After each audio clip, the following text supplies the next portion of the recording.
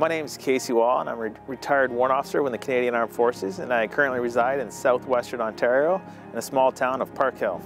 I grew up in a small town. I had no family members or anything like that in the military, but there was just something that, I can't put words in it, but there's just something that drew me to the military and the military lifestyle.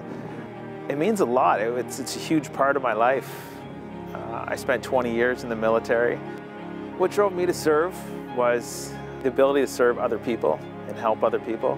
When I joined the military, I joined as a medic because I wanted to serve within the military. My need to serve other people was really one of the main reasons why I joined the military. One of the biggest challenges in military service is that transition out of the military.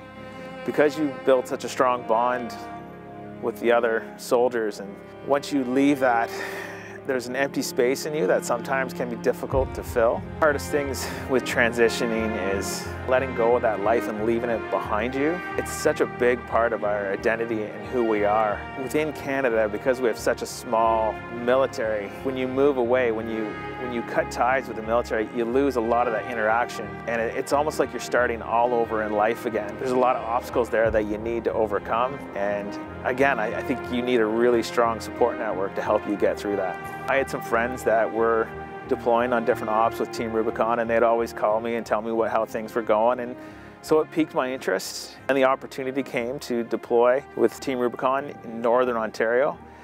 I went up on the op, and it instantly filled something that was missing within inside of me. Just being there with the other gray shirts and hanging out and doing a really hard days of work, and then coming back and the laughters we share, it was very similar to the military environment. It just filled a small part of me that was missing. I was just drawn to it, and I wanted more immediately. Now, my deployment to Ukraine, I signed up. I wasn't sure if I was going to get the call right away, and within a couple hours I got a call from TR International asking me to deploy. So now I say, well, I gotta ask my wife if I can go. One of the things when I left the military, I kind of left that lifestyle behind me, I thought.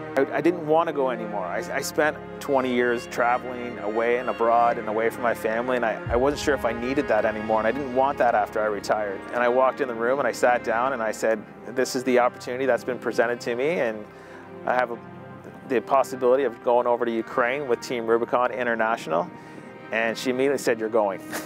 I think she realized it too, that there was something in me that was still missing since I left the military, and she just knew it was something that I had to do to kind of fill that gap in my life right now. The biggest significance after returning from Ukraine is just the resiliency of the people of Ukraine. They're going through some really difficult times, obviously, like they're in a conflict zone right now. Out of all the challenges that they're facing right now, just for a TR to show up and stand behind them and say, we're here for you, to see the joy that it brought to their face, the confidence it brought, knowing that we were behind them and we're here to help them and we will remain here until they no longer need us. That was a huge impact on me.